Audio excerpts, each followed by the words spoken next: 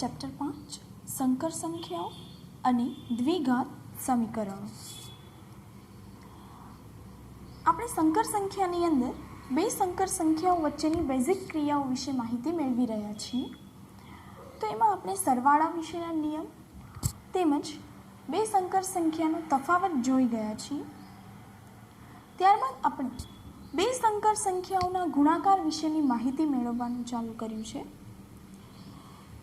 એમાં સંવૃત્તાનો નિયમ, ક્રમનો નિયમ, જૂથનો નિયમ વિશેની માહિતી મેળવ્યા બાદ તટસ્થ ઘટકના અસ્તિત્વ વિશેની માહિતી પણ મેળવી લીધી છે.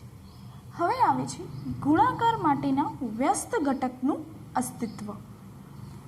ગુણાકાર માટેના વ્યસ્ત ઘટકનું અસ્તિત્વ એટલે હવે આપણે વ્યસ્ત ઘટકની માહિતી મેળવવાની છે.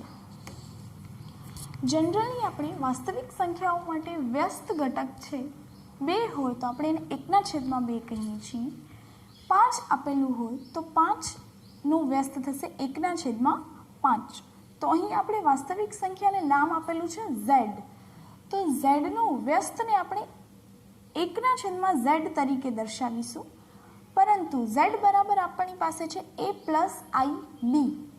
તો એ વ્યસ્ત ઘટક કઈ રીતે વ્યાખ્યાયિત થયેલું છે એ જાણીએ. તો સૌથી પહેલાં આપણી પાસે એક સંકર સંખ્યા છે.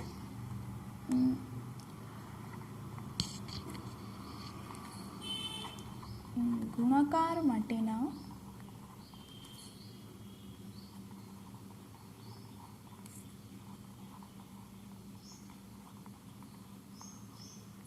વ્યસ્ત ઘટકનું અસ્તિત્વ. તો આપણી પાસે કોઈ એક સંખ્યા છે z a + ib. હવે એનો વ્યસ્ત ઘટક કયો થશે? તો આ સંકર સંખ્યાનું વ્યસ્ત ઘટક જેને આપણે કહીશું 1/z બરાબર. હવે વ્યસ્ત ઘટક કઈ રીતે વ્યાખ્યાયિત થશે? તો a, ત્યારબાદ a² + b² એટલે કે a/a² + b². ત્યારબાદ પ્લસ i એટલે આ થશે વાસ્તવિક ભાગ અને b+ છે તો અહીંયા આવશે -b/a² + b². સંકર સંખ્યાનો વ્યસ્ત ઘટક આ રીતે આપણને વ્યાખ્યાયિત થાય છે. તો હવે આ બંને સંખ્યાનો જ્યારે આપણે ગુણાકાર કરીએ z × 1/z ત્યારે આપણને મળે છે તટસ્થ ઘટક. ગુણાકાર માટેનો તટસ્થ ઘટક એટલે કે જ્યારે આપણને 1 મળે તો તે સંખ્યાને આપણે એટલે કે આ જે સંખ્યા મળે છે એ સંખ્યાને આપણે zનો વ્યસ્ત ઘટક કહીએ છીએ. અને વ્યસ્ત ઘટક કઈ રીતે વ્યાખ્યાયિત થશે? તો આ રીતે. ત્યારબાદ આવે છે વિભાજનનો નિયમ. વિભાજનનો નિયમ. તમે વિભાજનનો નિયમ યોગ ક્રિયા અને છેદ ક્રિયા માટે પણ ભણી ચૂક્યા છો. બસ એ જ પ્રકારનો નિયમ છે. એમાં પહેલો નિયમ છે કે કોઈ પણ ત્રણ સંકર સંખ્યાઓ z1, z2 અને z3 માટે z1 આપણને મળે છે z1 × z2 + z3. એટલે સૌથી પહેલાં શું થશે? તો આ બંનેનો ગુણાકાર. તો z1 × z2 + z1 z3. જેમ આપણે છેદ ક્રિયા અને યોગ ક્રિયા માટેના વિભાજનનો નિયમનો અપ્લાય કર્યો છે એ જ રીતે આપણે અહીં કરવાનું છે. ત્યારબાદ બીજું તો z1 + z2 × z3. તો આમાં થશે z1 z3 + z2 z3. ત્યારબાદ હવે આવે છે બે સંકર સંખ્યાઓનો ભાગાકાર. બે સંકર સંખ્યાઓનો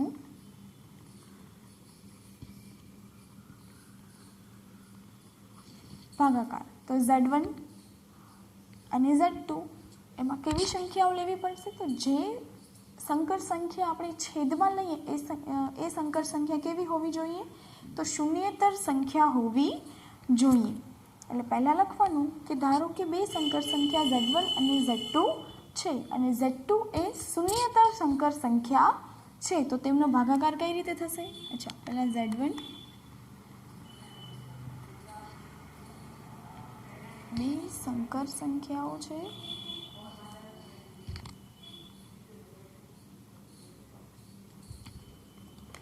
તેમજ Z2 એ શૂન્યેતર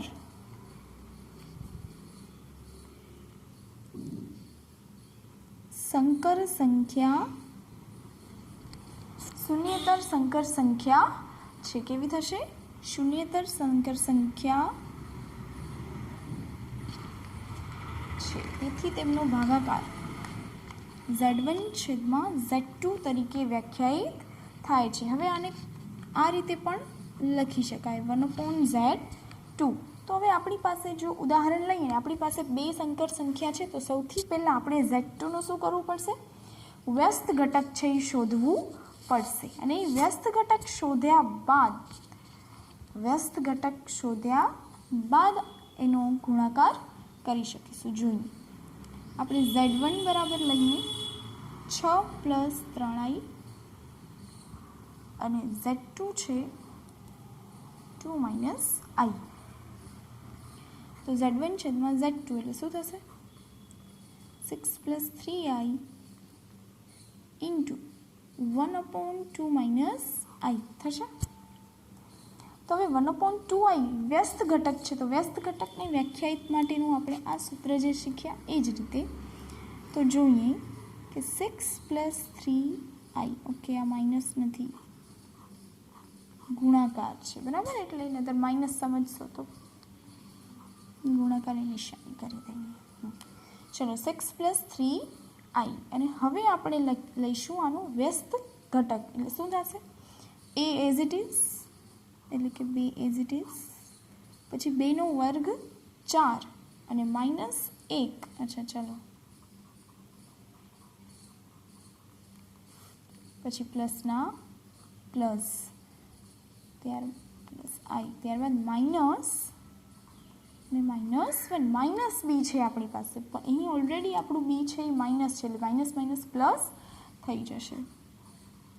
2² + -2 એટલે આ થશે 6 + 3i. ત્યારબાદ આવે છે 2/5 + i. બંનેના છેદમાં 5 આવી જશે, તો આપણે આખાના છેદમાં 5 છે લખી શકાય. હવે તો ગુણાકાર આપણને કરતા આવડે છે. 1/5 as it is 6 + 3i into 2 + i. હવે આ બે સંખ્યાનો ગુણાકાર કરતા આપણે શીખી ગયા છીએ. આ રીતે સરવાળો, બાદબાકી, ગુણાકાર અને ભાગાકાર એ સંકર સંખ્યા ઉપર આપણે એપ્લાય કરી શકીશું. હવે આવે છે આઈના ઘાત.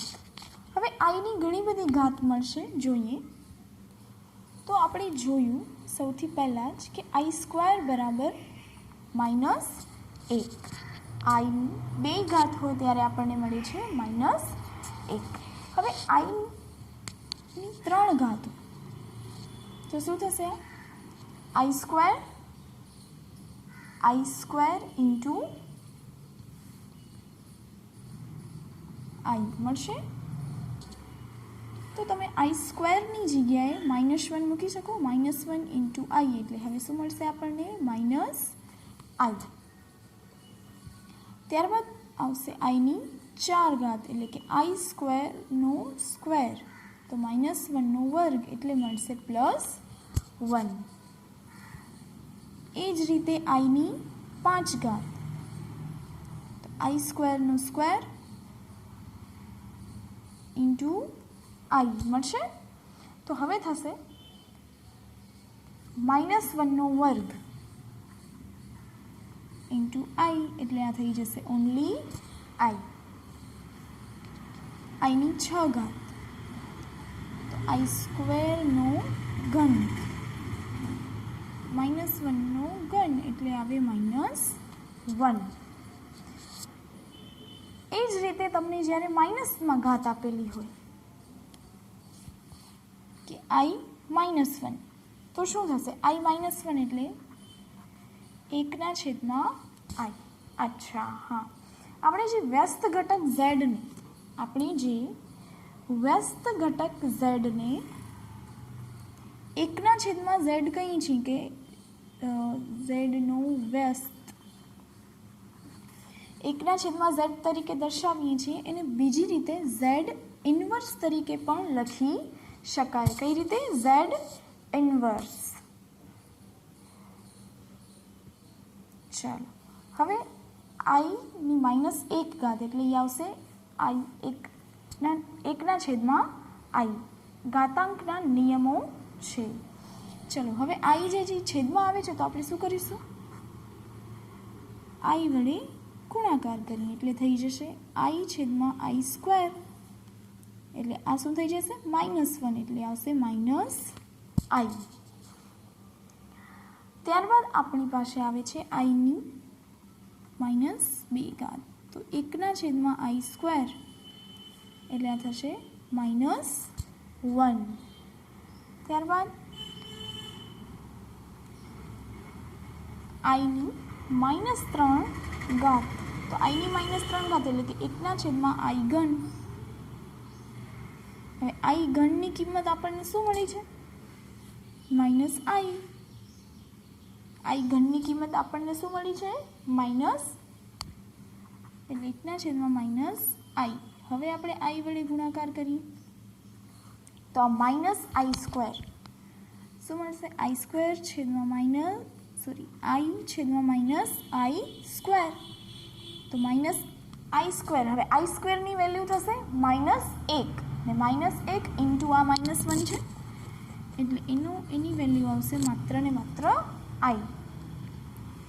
ત્યારબાદ આવે છે i-4 ઘાત એટલે 1/i4. 1/i4 ની આપણને વેલ્યુ મળે છે 1. 1/1 એટલે મળી જશે 1. હવે આ રીતે આપણે દાખલો કરીએ છીએ, આ રીતે આઈની ગણતરી કરવામાં આવે છે. પણ આ તો આપણને મળ્યું 1, 2, 3, 4, 5, 6 કે જેની ગણતરી આપણે કરી શકીએ છીએ. પરંતુ આપણને કોઈ એવું સ્વરૂપ મળે કે આઈની 234 ઘાત, તો તમે શું કરો? કઈ રીતે ગણતરી કરો? તો એની એક વ્યાપક રીત આવે છે.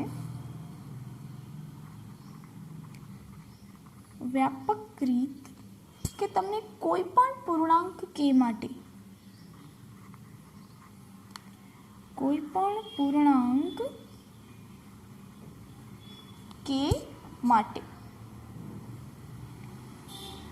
i/4k એટલે કે r ની 4k જેવી વેલ્યુ મળતી હોય ત્યારે આપણને જવાબ મળશે 1. ત્યારબાદ i² 4k + 1 ત્યારે આપણને મળશે i. ત્યારબાદ i 4k + 2 ત્યારે આપણને મળશે -1. એટલે આ શું થઈ ગયું? 4k ની જગ્યાએ આપણને મળી છે 1 એટલે આ બચે i² ને i² ની વેલ્યુ કેટલી છે? -1. અચ્છા, આ બધાની સમજૂતી જુઓ. આ તો i-ની 4k. હવે 4ના પાડામાં આવે છે તો 4k ની વેલ્યુ હંમેશા કેટલી થાય છે? 1, રાઈટ? તો પછી 4 × 2 હોય, 4 × 5 હોય, કોઈ પણ ફરક પડતો નથી. એની વેલ્યુ કેવી થશે? માત્ર ને માત્ર 1.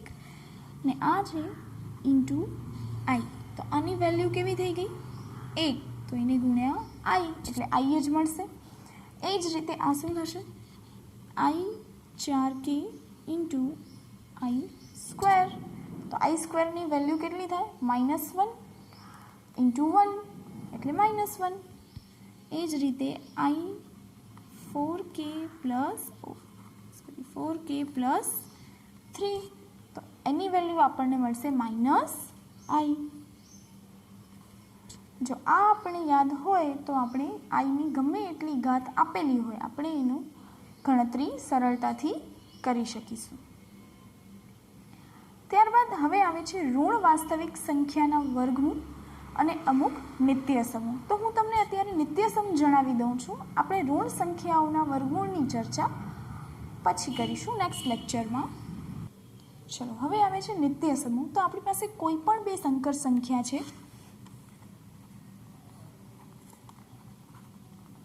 કોઈ પણ બે સંકર સંખ્યા Z1 અને Z2 માટે જે આપણે નિત્યસમ ભણીને આવ્યા છીએ એ જ નિત્યસમ આપણે અહીં કરવાના છે કે Z1 plus Z2 whole square. તો એ શું થશે? Z1 square plus 2 into Z1 into Z2 plus Z2 whole square. ચલો, હવે આની આપણે સાબિતી જોઈએ. તો Z1 plus Z2 whole square બરાબર Z1 plus Z2 into Z1 plus Z2 થશે. ત્યારબાદ વિભાજનનો નિયમ લાગશે કે આ આખું જે કૌંસ છે એ આની સાથે ગુણાશે અને આ આખો કૌંસ છે એ આની સાથે. તો Z1 plus Z2 into Z1 plus Z1 plus Z2 into Z2. વળી પાછો વિભાજનનો નિયમ લાગશે. Z1 into Z1 plus Z2 Z1 Z1 Z2 plus Z2 into Z2. તો આ શું થઈ જશે? Z1 square. હવે આ Z2 Z1 Z2 Z1 એટલે થાય 2Z1 Z2 અને આ થઈ જશે Z2 હોલ સ્ક્વેર. આ થઈ ગયું આપણું નિત્યસમ 1. હવે આ જ રીતે આપણે બધા જ નિત્યસમ છે એ સાબિત કરી શકીએ છીએ. માત્ર ને માત્ર જે આપણે નિયમ શીખ્યા છીએ ગુણાકાર અને સરવાળા માટેના એ નિયમનો ઉપયોગ કરીશું. તો હવે જોઈ લઈએ કયા કયા નિત્યસમ આવે છે. તો બીજું નિત્યસમ છે કયું થશે? Z1 minus Z2 whole square Z1 square minus 2 into Z1 Z2 plus Z2 square. ત્યારબાદ Z1 પ્લસ Z2 નું 3 ઘાત ક્યુબ. તો એ આપણું જે સૂત્ર છે એ જ રીતે કે Z1 cube plus 3 into Z1 square Z2 plus 3 into Z1 Z2 square plus Z2 cube. જે નોર્મલી આપણા સૂત્ર છે એ જ નિત્યસમ છે આપણે યુઝ કરવાના રહેશે. ત્યારબાદ Z1 માઇનસ Z2 ક્યુબ.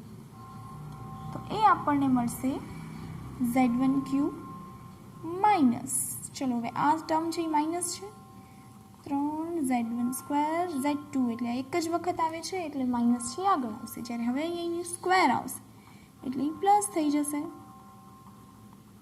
ને minus Z2 cube. Now Z1 square minus Z2 square. તો as it is Z1 plus Z2 અને Z1 minus Z2. ચાલો, હવે માત્ર એક જ ટોપિક બાદ આપણે સ્વાધ્યાય 5.1ની શરૂઆત કરીશું. એમાં સૌથી પહેલાં તો A પ્લસ IB સ્વરૂપમાં આપણને ફેરવવાનું રહેશે. એટલે કે જે આપણે અમુક ગુણાકાર કે ભાગાકાર કે આપેલા હશે એને આપણે સંકર સંખ્યાના સ્વરૂપમાં ફેરવવાનું રહેશે. તો એ પણ ફેરવી દઈશું. પણ સૌથી પહેલાં જે આટલી માહિતી મેળવેલી છે એ માહિતી છે એને ધ્યાનમાં રાખવી. Thank you.